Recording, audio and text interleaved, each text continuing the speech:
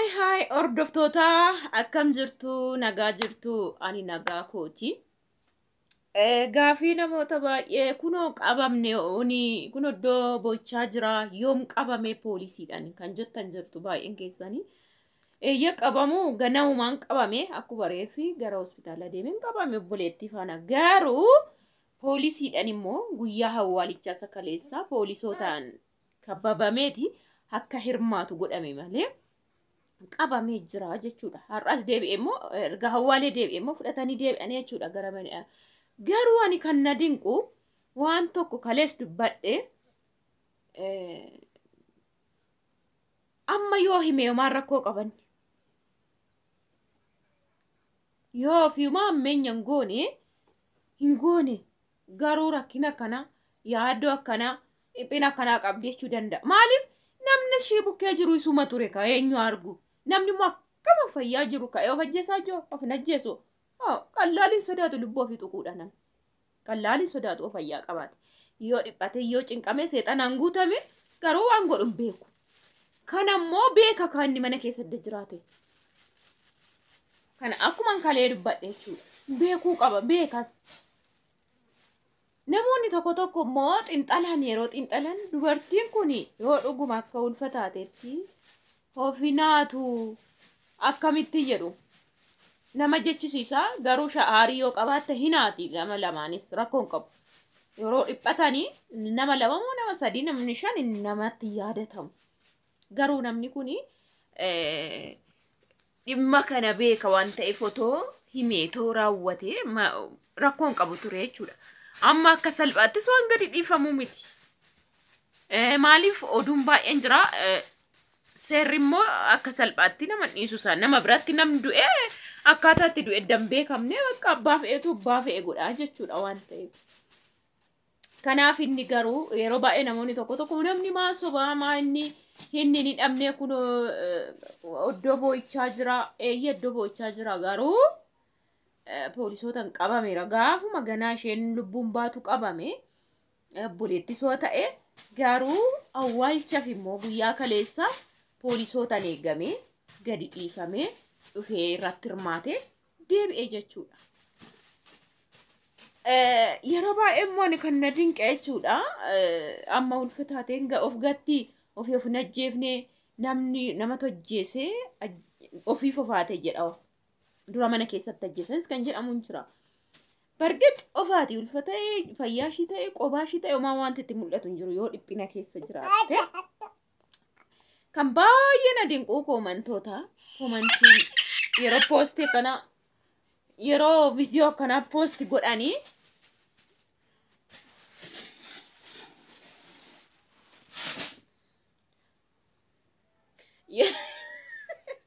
yeroo viidiyoo kana ijoolleen poosti gootu maaltu dhufa seetanii namoota akkasitti anis amma bakka nan deemu anis natti dhiphate biyyi lafa bakka deemu nan furama anillee akka shiiti kan jedhu koomantiin qallaaliin hin jiru jechuudha.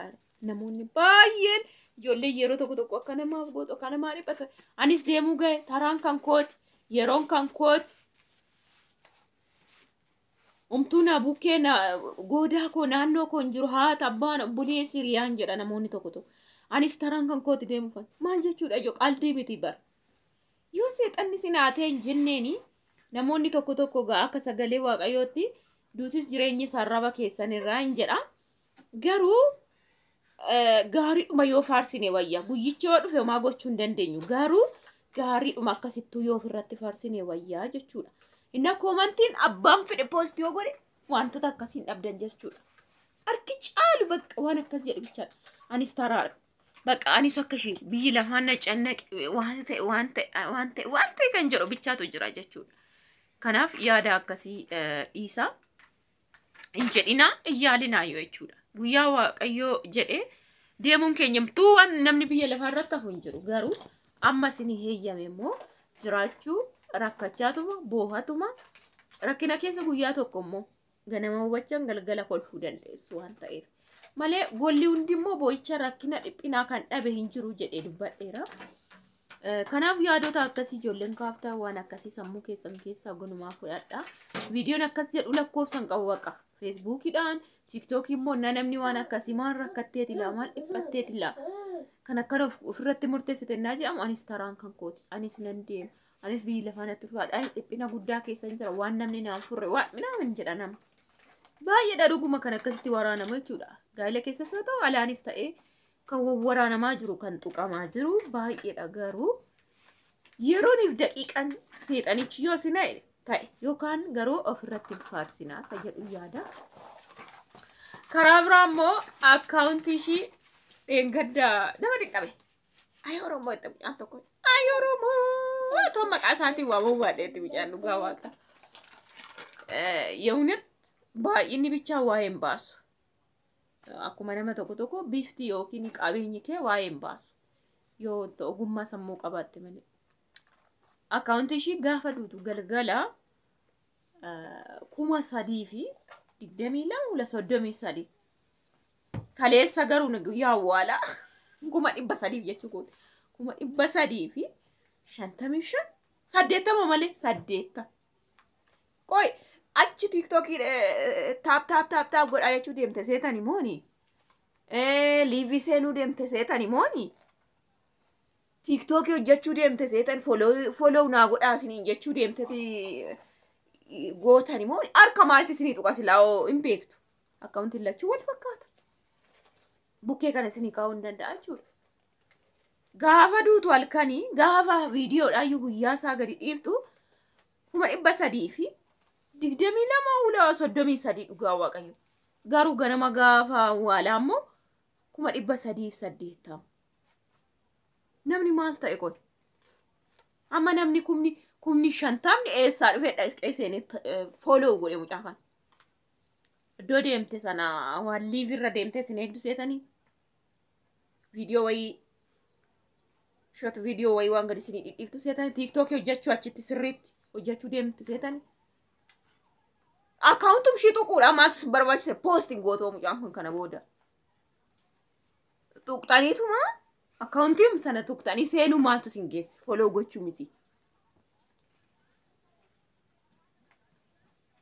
Viewun immoo viidiyoo galgala gaaf sanaa gadi dhiifte guyyaa isaa hojjatte gadi dhiifte akkana gara 300 view booda miliyoona seene.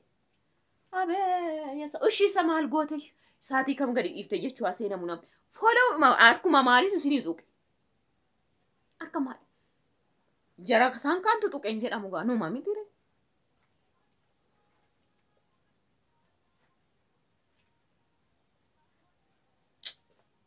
Akka na barsiisan mee kunoo qormaata nuu kennu tokko amma finne 3 10 keessaa 3 10 keessaa 1 10 keessaa 9 akka sana dhugaa waaqa parsantii tokko amma parsantii sila sammuun nama baatee deemu keessaa 1-2 kan baatee deemu nama fakkaate shaangulliitiin goote. Amma 50 maal godhe follow godhe mucaa kana guyyaa halkan tokki ila kalee ganama duute har awwaala ishii gidduu kanatti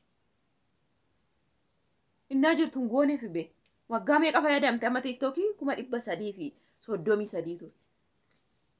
Erebesma amulde garuu guyyaa tokkoon jijjiirama guyyaa tokkootiin 50 follow godhe nama jechuun men dandeessani dhugaa waaqa nama dinqa baay'ee tokko nama dinqa dhugaa dubbachuufi hundumaafuu kana yaa waaqayyoon dhugaa shaabaasu dhugaanis baay'ee dhokatee ishiin erga deemte homaa waa'ee hin baasu garuu namni harka dhiigaa sana namni harka du'aa sana otoo baay'ee gaariidha isa jedhamu malee ishee dhama bakka darbe dhumate kan ishee otoo gargaaree yoo isa ta'e yoo furee fi sababattiin of ajjeefte kalee furaaf sababattiin namni isa ajjeesu hin beeka ture hin fura ture yookiin har'a imanaa baasaa fi dhugaashii jedhe yoo nama ta'e yoo nama shakku ta'e waliin dha'uudhaaf deema malee namni jechuudha. Yoo kaleessa torbee darbee makiinatu jalaa galabbaxamee inni du'a keessaa deebi'ee zarafanii maal jedhama. Haaloo sana isaa shiibaan kan jedhus jira namni waliin makuudha. Maaf hin dubbanne reen bakka isaan shakkana akkana warra na godhe shakka maaf hin jedhu. Ishee immoo rakkinna malee namni of hin ajjeesu. rakkina baqa yaaddoo akkasii qabdi guyyaa lama sadii dura hin beeku kanamaaf fajjeesuu dandeessi garuu harka keessaan qabajjeessu du'uushi maal jedheen dubbati umtuu wanti irra gaame hin jiru jedhan dammoo sarraatanyaa hin sodaatte jedhan hojjattuun mana keessa jirti jedhan polisiin waameera mucaan dubbachuu sodaattee jirti jedhan mucaan dubbachuu sodaattee jirti jedhan egaa kana keessa dhugaan shin dhabamu garuu nama sodaachisa namni maaliif mucaan kun yoo har'a waan ta'e himte tarii ajjeesuu danda'u isa yoo shakkan boru karaa naannaadhaan namni shakku yoo jira karaa naannaadhaan balleessuu danda'u kanaaf sodaata namni xinnoo nama ol jedhe wayi ani sodaadhu waaqana qaatan naqee hime hundumti nama tokko hin jennu malee akkasii